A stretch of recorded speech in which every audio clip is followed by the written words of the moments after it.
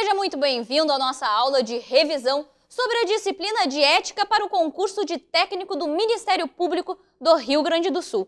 Hoje eu vou te trazer aqui, em mais ou menos 30 minutos, um resumo da disciplina que pode vir a cair na tua prova, tá? Lembrando lá no nosso edital, nós temos ética geral, conceitos e fundamentos, bem como relação de trabalho, assédio moral, e aí no assédio moral a gente vai ter algumas nuances que vamos deslindar nesses 30 minutos, tá? Então, eu sou a professora Franciele Rieffel e eu tô aqui hoje para te ajudar a conquistar o teu sonho de te tornar técnico do Ministério Público, tá? Aí falei aqui do edital. Isso aqui é muito importante que vocês saibam, tá? Essa diferença entre ética e moral é muito importante porque a banca, ela gosta de te induzir ao erro, dizer que ética e moral são a mesma coisa, tá? Então, o que acontece? Ética tem origem na palavra grega ethos, tá? E desde a Grécia Antiga significa costume ou comportamento consciente do homem, tá? E aí, mais pra frente, você vai se perguntar, ué, mas ética é igual a ethos? E significa costume ou comportamento consciente do homem? Sim. Principalmente a tua banca, tá? O Instituto AOCP, ele traz em algumas questões essa questão do significado da palavra ethos, que é uma palavra grega. E se cair na tua prova o que significa ethos, tu vai colocar que significa costume, tá? Isso tem uma questão igualzinha que caiu, tá? Não me recordo o ano, mas para você saber que ética não significa costume.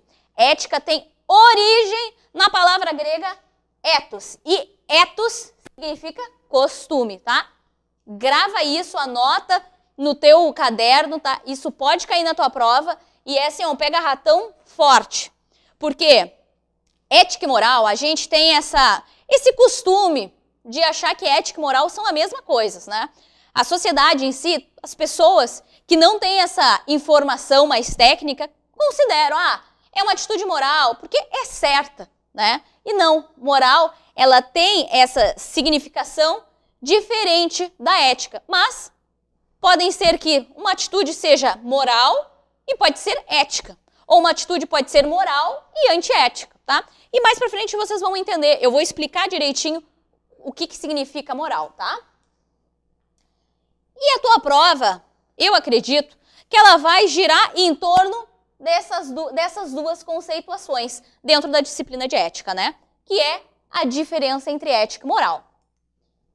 Ética, para Aristóteles, que é um dos precursores que falam sobre ética, o homem não nasce bom ou justo, tá? Ele se torna depois justo. Então, a primeira obra de Aristóteles é Ética a Nicômaco, tá? Nicômaco era filho de Aristóteles. Então, quando fala em ética, a gente tem já uma ideia de Aristóteles, porque Aristóteles fez esse livro justamente falando sobre ética, tá? E aí, pulando um pouquinho mais, se eu falar tudo o que acontece, a gente não vai conseguir ter uma revisão, né? Vamos ter toda a aula. E aí a gente já traz aqui a questão da moral. Numa visão utilitarista, diz que a moral baseia-se em valores construídos para o desenvolvimento da humanidade e que a moral tem como objetivo o progresso cultural do homem, tá? Lembrando que a moral, ela é os costumes, as regras de uma determinada sociedade. Por quê? Uma atitude, ela pode ser considerada moral numa sociedade e pode ser considerada imoral em outra sociedade. Por exemplo, nós temos os exemplos de bigamia em que um homem ou uma mulher casa com duas pessoas, né? Não estou falando de união estável, não mistura esses dois institutos, estou falando de casamento, tá? Então, aqui é considerado imoral, porque não é uma coisa, não é um costume, não é um regramento dessa sociedade, né? Mas em outros países, por exemplo, nos países árabes, onde é permitido o homem casar com diversas mulheres, essa atitude não é considerada imoral, é uma atitude moral, porque a moral está diretamente relacionada com o quê? Com os costumes, com os regramentos. Enquanto a ética A ética é a ciência que estuda os valores morais. É a ética que julga se é certo ou errado. A moral, ela não julga se é certo ou errado.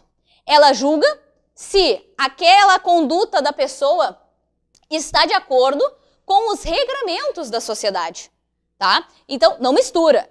Elas, ética e moral andam juntas, mas não significam a mesma coisa, tá? Esse slide aqui ele é importante, tá? Se puder, tira uma foto, tira junto comigo, né? Quem fez fui eu. Então, tira aqui essa foto com esse slide, que ele é muito importante. E é agora que tu tira, ó. Por quê? Aqui traz um resumo sobre a moral, que diz: a moral, ela tem por objeto as normas que regulam o comportamento humano no meio social. Vejam, ela tem as normas que regulam o comportamento humano no meio social. Não é que esteja certo ou errado. Porque o meio social, ele tem as suas questões sociais e os indivíduos têm os seus próprios regramentos numa determinada comunidade. Ainda, tem por conteúdo regras tiradas de uma comunidade em tempo determinado. O que era moral? Imoral, por exemplo, a moça que casava, que não era virgem, isso era considerado imoral há 60, 70 anos. Hoje não é mais. Então vocês podem perceber que a moral, ela é considerada num determinado momento, num determinado tempo e numa determinada sociedade, comunidade. Ainda, tem por característica identificar e delimitar as normas que norteiam o comportamento do homem no meio social. Além disso, é uma ciência descritiva e ela é prática, enquanto a ética, ela é teórica, reflexiva, tá? Porque a moral, ela é os costumes, tá? É as regras que aquela comunidade tem. Passando, deixa eu ver quanto tempo temos. Moral vem do latim moralis, ou mores também. E aí, aqui tu não confunda, tá? Até vou escrever no quadro para ficar melhor. Ó. Ética e moral. Isso pode cair na tua prova? Pode cair na tua prova. Ela tem origem na palavra ethos, tá? E essa palavra aqui, essa, tá? E aí eu vou botar em vermelho, não ética. Essa daqui é igual a costume. Moral tem origem. Opa, ficou ruim.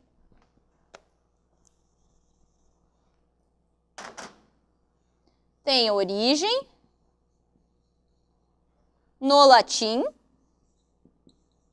na palavra moralis.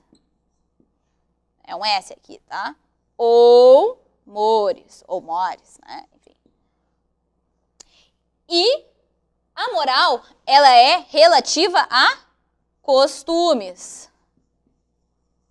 Tá bem? Não mistura isso, não confunde, não acha que ética é costume. Não. É a palavra ethos que significa costume, tá? Não mistura. A ética, ela tem origem na palavra grega. Só para vocês, né? É uma palavra grega. Perfeito? Tá. Não esquece isso. Anota, senão tu pode te perder, tá? E não dá para perder uma questão da prova por causa disso, né, gente? Origem de palavra. Continuando aqui no nosso slide, tá? O meu controle está aqui. E o fundamento está no bem agir, tá? A moral, ela tem como função precípua harmonizar o convívio humano. Por quê? Porque ela está relativa aos costumes. As pessoas agindo conforme os costumes, elas têm o quê? Harmonia no seu convívio, né? No convívio humano, no convívio entre aquela determinada sociedade, tá? Aí aqui eu trago também a conceituação de moral que diz, segundo Adolfo Vasques, que a moral é um conjunto de normas aceitas, livres e conscientemente que regulam o comportamento individual e social dos homens, ou seja, são regras aceitas entre os indivíduos. Pode ser errado, pode ser certo, não tem esse julgamento, tá?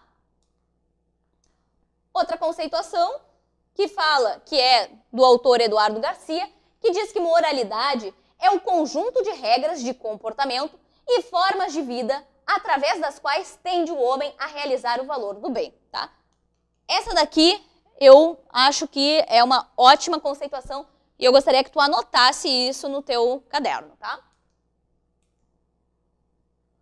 Conclusão: a moral é constituída a partir dos valores, conforme o seu grau de vigência em determinada sociedade, e é sobre a moral que a investigação ética atuará. Ou seja, a ética vai estudar os valores morais. Ah, aquela moral daquela determinada sociedade está correta ou está certa? Ela vai dizer isso é certo ou errado. Então, nem toda atitude moral será ética, tá? Então, anota isso. Isso segundo Maciero. Aqui, segundo Chiavenato, a ética constitui o conjunto de valores ou princípios morais que definem o que é certo ou errado para uma pessoa, grupo ou organização. O comportamento ético acontece quando a organização incentiva seus membros a se comportarem eticamente, de maneira que os membros aceitem e sigam tais valores e princípios, tá? Esse também é importante que vocês saibam esse slide que fala sobre a ética, que a ética tem por objeto o estudo dos valores morais que orientam a sociedade. Além disso, tem como característica a preocupação com o método que o homem deve comportar-se em sociedade. É reflexiva e teórica. O conteúdo da ética versa sobre a discussão sobre os valores morais, se está certo ou se está errado. E a ética é uma guia da ação humana, procura justificar a moral e ela é permanente e universal. A ética, ela não muda ao longo do tempo, como a moral. A moral, ela vem mudando, a sociedade vem mudando, os costumes mudam ao longo do tempo e, por consequência, a moral também muda, tá? Deixa eu ver o nosso tempo. A ética, ela pode ser uma ética não normativa e uma ética normativa. A ética não normativa, ela se divide entre ética descritiva e metaética. Ética descritiva. Não acredito que isso possa cair na tua prova, tá? Então eu vou passar por ela, porque realmente eu não achei nenhuma questão que fale sobre metaética ou sobre a ética descritiva. Então eu vou pular alguns slides para que a gente possa ter uma visão mais ampla e algo que possa realmente cair na tua prova assim com, né, profundidade. E aí nós temos a diferença entre deontologia e ontologia. Deontologia é o ramo da filosofia que estuda a moralidade das ações com fundamento em regras estabelecidas. Ontologia é o ramo da filosofia que estuda o ser. Já a deontologia estuda a moralidade. A deontologia ela está ligada com a ética. Ela sabe. E aí agora eu trago, por exemplo, alguns deveres fundamentais que temos no Código de Ética do Servidor Público Federal do Poder Executivo, tá? Que é o Decreto 1171 de 1994, tá? Assim, no teu edital não está escrito que cai esse código. O que temos é que cai ética. Então, como é um código que já caiu em muitas provas e não tem nada proibindo que caia nesse código, é importante que você leia, ou pelo menos que você passe os olhos por cima. O código, ele é pequeno, ele não é uma lei gigantesca, então é muito interessante que você leia, tá, esse código de ética. Ali traz as regras deontológicas, tá, as regras que são consideradas éticas, tá, bem como traz ali o que é dever fundamental do servidor público, também o que é vedado e também a comissão de ética, tá?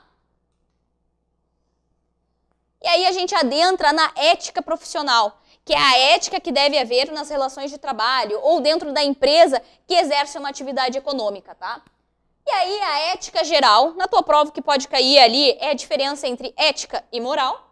E na ética profissional eu trouxe o Decreto Federal número 1171 de 94 e o Estatuto do MP ali no artigo 55, que falam de alguns deveres do servidor público, tá? Porém, eu acredito muito, tá, que na tua prova caia essa diferença.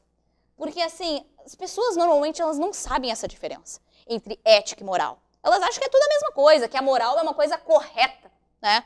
E não, nem sempre a moral, uma atitude moralmente aceita, é uma atitude correta, né?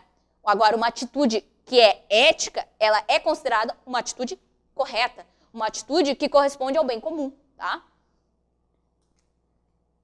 E aí, eu trouxe, a gente não vai poder ver todos, né, as regras deontológicas, não vamos poder aprofundar, porque a gente não tem tempo, porque hoje é só uma revisão, né, gente?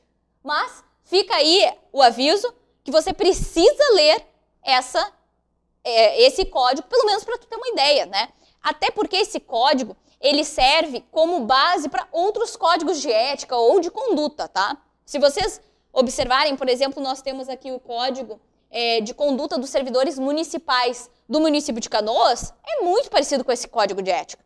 Então, ele serve como base. Então, leiam. Se não cair nessa prova, cai na próxima. Mas, né, não sejam pegos de surpresa, tá? Sejam precavidos. Então, vamos lá.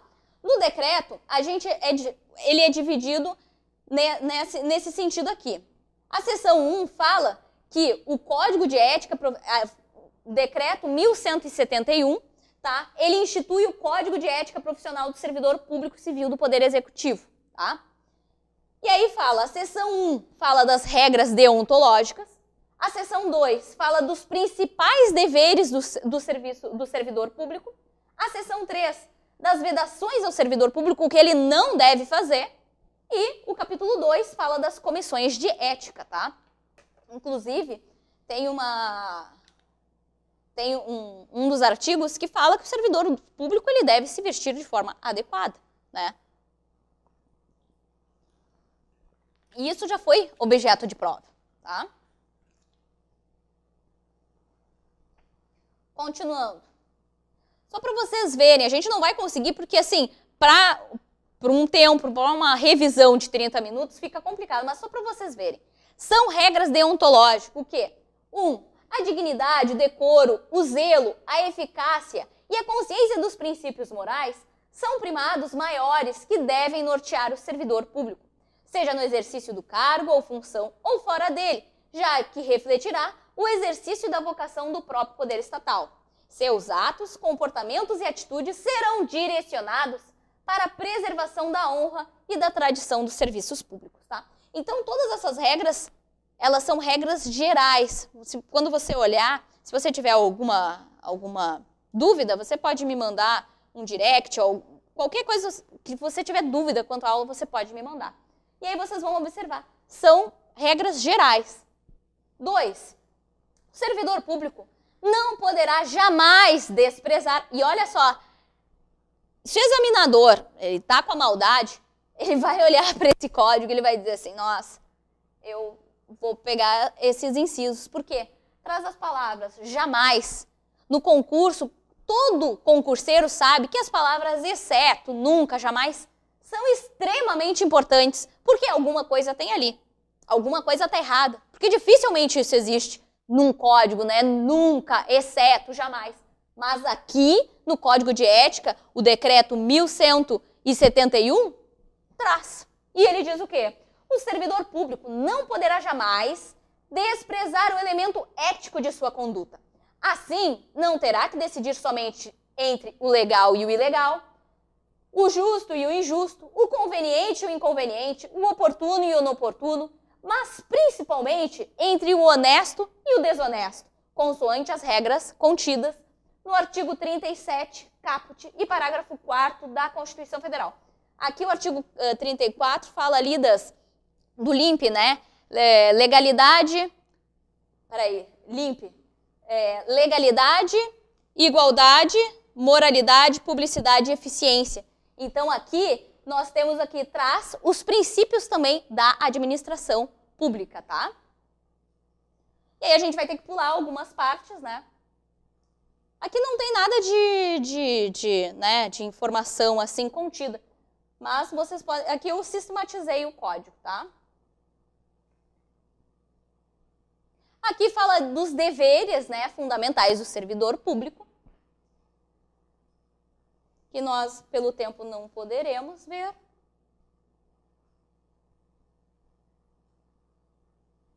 Falamos também aqui do artigo 55 que eu tinha falado, do Estatuto do Ministério Público, que fala ali que o membro do Ministério Público deverá manter conduta irrepreensível nos atos de sua vida pública e privada, velando por sua respeitabilidade pessoal, pela dignidade de seu cargo e pelo prestígio da instituição, incumbindo-lhe especialmente. Então, eu lhe sugiro também que você leia o artigo 55 do Estatuto, tá? E nós temos ainda a responsabilidade social. A responsabilidade social das empresas. A ética é uma preocupação com um bom comportamento, ou seja, a ética, ela vê o que é certo e o que é errado. Então, a responsabilidade social das empresas, ela está incutida nessa questão da preocupação com um bom comportamento. Por quê? É uma obrigação de considerar não apenas o bem-estar pessoal, mas o das outras pessoas, ou seja, tem a preocupação com o bem comum, e inclusive nós temos questões, e isso é muito interessante que você tenha essa visão. Tá? Tem uma questão da prova que fala que a banca, a Instituto ou a ACP, considera correta, que fala que a empresa ela leva em consideração a decisão da maioria, mas ela se preocupa inclusive com as demandas da população. Então, isso é bem importante, você tem que analisar assim, ó, com profundidade as questões nesse sentido, tá? Porque às vezes, até a metade do período, parece que está errado. Mas se tu lê todo, faz sentido e está correto. Essa banca, ela gosta de dar uma brincada com as palavras nesse sentido, tá? Além disso, a ética influencia o processo corporativo de tomada de decisões para determinar a boa conduta, tá? E eu quero trazer aqui esse slide, tá? Que normalmente as pessoas, elas não associam a ética com a competitividade. Quando uma empresa ela é ética, e quando existe ética entre as empresas, o que existe? Existe competitividade. Não tem ética se não houver competitividade. E nem há competitividade se não houver ética. Uma está ligada à outra. E para o sucesso das organizações, para o sucesso de uma empresa, é extremamente importante que exista competitividade e ética, que as empresas sejam éticas e haver a competitividade, tá? Então, isso tu deve associar na tua cabeça, porque muitas pessoas devem ter a ideia de que a competitividade é algo ruim, mas não, tá? Ela, inclusive, ela está associada ao sucesso das organizações, tá? E aí eu trago aqui o que ocorre, qual é a consequência quando há práticas éticas. Ocorre o aumento da produtividade, a melhoria da saúde organizacional e existe uma minimização da regulamentação governamental. O que acontece aqui? Uma empresa, ela sendo ética, ela se preocupa com o seu funcionário, com o seu colaborador. Então, o que acontece? O colaborador começa a produzir mais. Se uma empresa ela é ética, o que acontece? De certa forma, ela começa a melhorar a saúde dos seus funcionários e isso melhora o funcionamento, melhora a saúde organizacional. Começa a ficar um ambiente sadio. E além disso, quanto mais ética uma empresa é, quanto mais as pessoas souberem que ela é ética, menos haverá regulamentação governamental. Porque se há o conhecimento de que aquela empresa ela é uma empresa ética, ela cumpre com preceitos éticos, então ela age de forma correta. Ela não é somente uma empresa que atua de qualquer forma. É notório e sabido que ela é uma empresa ética. Ela atua de forma correta. Ela tem atitudes éticas com os funcionários. Ela paga os seus impostos, ela paga as suas contas, ela paga o salário dos funcionários. Ela cumpre com a sua função de forma ética. Então, há uma minimização da regulamentação governamental, tá? Aqui eu explico mais com profundidade, né? E aqui nós chegamos com o assédio. E aí essa imagem, ela é bem engraçada, tá? Por quê? Engraçada e triste ao mesmo tempo, né? Que aqui nós temos o funcionário e a mão representa um martelo, que fica sombreado aqui na tela, né? O martelo martelando o prego, né? Que no caso é o funcionário. Então aqui vocês podem ver, o assédio é sempre uma atitude que humilha, que menospreza, que causa um dano, né? Seja psíquico, seja físico, naquela pessoa, tá? O assédio, ele pode ser em formas de humilhações, desmerecimentos, insultos. As partes pode ser de empregado para empregado, de empregador para empregado, de empregado para empregador. Então, essas são formas do assédio, tá? O assédio se divide, e agora eu vou dar uma pulada para a gente poder, né, ver o que é mais importante. A gente já está chegando no final da nossa aula. O assédio ele se divide em moral e sexual. Moral, nós temos o interpessoal, o institucional, o vertical e o horizontal. E aí aqui eu vou pular, tá? E pular para o que eu acho que pode cair na tua prova. O assédio moral, por exemplo, o vertical descendente, é aquele que é caracterizado pelo assédio executado pelos superiores hierárquicos em relação aos subordinados. Então aqui, ó, nessa imagem, representa quem? Representa o chefe fazendo uma atitude contra o funcionário. Por exemplo, o funcionário trabalha até às 18 horas. E aí o que acontece? O chefe todo dia, 18 horas, dá um formulário, vários formulários para ele fazer. É algo que é impossível ele terminar até às 18 horas, é 5 para 6. Ele não vai conseguir. Então dá para perceber que é uma atitude do chefe de fazer o quê? Ele não conseguir realizar aquela tarefa. Sempre perto do horário dele de sair, ele dá algum trabalho que deveria ser executado sempre para aquele dia. Então dá para ver, e todo mundo sai no horário certo, é só aquele funcionário. Então dá para perceber que aquele chefe, ele está com uma certa implicância. E isso pode caracterizar assédio moral, tá? Lembrando que o assédio moral, ele deve ser comprovado, deve ser uma atitude sistematizada e uma atitude repetida, tá? Deve durar tempo, senão, se for, por exemplo, uma atitude, por exemplo, o chefe xingou, humilhou, aquela atitude pode gerar um dano moral, mas não assédio moral, se for uma vez só, tá? E ele foi pro psiquiatra, o funcionário foi pro psiquiatra, tá com depressão, não é assédio moral se aconteceu só uma vez, tá? Agora, se é todo dia que aquele chefe xinga aquele funcionário, todo dia, pode caracterizar assédio moral. Mas lembrando que o assédio moral, ele deve ter comprovação, né? Mensagem, filmes, filmagens, né? Conversas de WhatsApp, qualquer coisa, tá? Mas tem que ser comprovado, tá?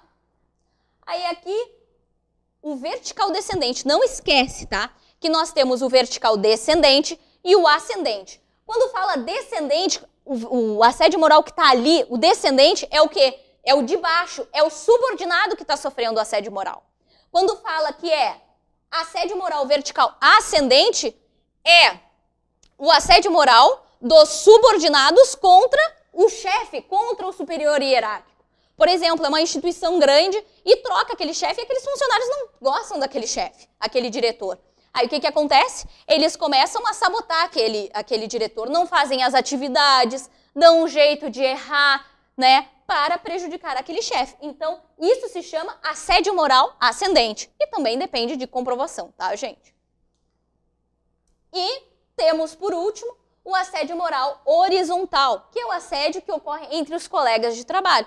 Que, por exemplo, ali, um grupo de colegas está sempre falando que aquele funcionário não consegue terminar nunca as atividades, mas falam sempre para poder, por exemplo, prejudicar aquele funcionário, tá? O assédio moral, ele é caracterizado por atos que devem ser repetidos, atos cometidos por tempo prolongado e, isso é importante, deve haver intenção de prejudicar emocionalmente a vítima, tá? Não é somente porque não gosta, é porque a pessoa quer prejudicar aquela pessoa, tá? Vou pular aqui também, para podermos chegar ao assédio sexual.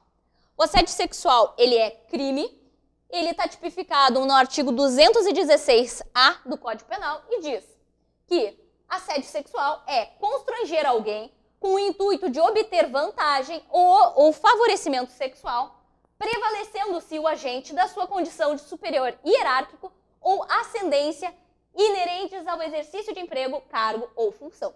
Pena, detenção de 1 a 2 anos, parágrafo 2º, a pena é aumentada em até 1/3 se a vítima é menor de 18 anos. Ou seja, tem uma relação de hierarquia aqui, E tem que ser também uma forma de constranger alguém para obter vantagem ou favorecimento sexual, né? Não é a cantada, não é convidar o colega, por exemplo, para sair, ou se o chefe convidou a funcionária para sair.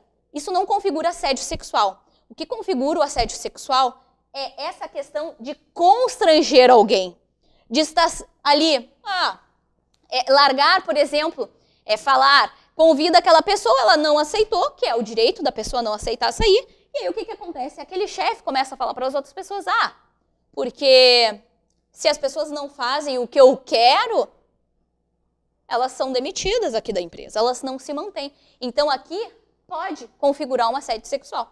Mas lembrando que também depende de prova, tá bom, gente? E aí eu trago aqui que o assédio sexual é um exemplo de violação da intimidade nas relações empregatícias, configurada no artigo 5º, inciso 10 da Constituição Federal, tá? E eu finalizo aqui a nossa revisão da disciplina de ética para o cargo de técnico do concurso para o Ministério Público. Eu espero que vocês tenham entendido a matéria, foi uma revisão rápida, mas se precisarem de qualquer dúvida e tiverem dúvidas, me sigam lá no Instagram, @FrancieleRieffel, e pode contar comigo até a tua prova, tá bem? Fica com Deus, um beijo e foco nos estudos, tá bem? Tchau, tchau!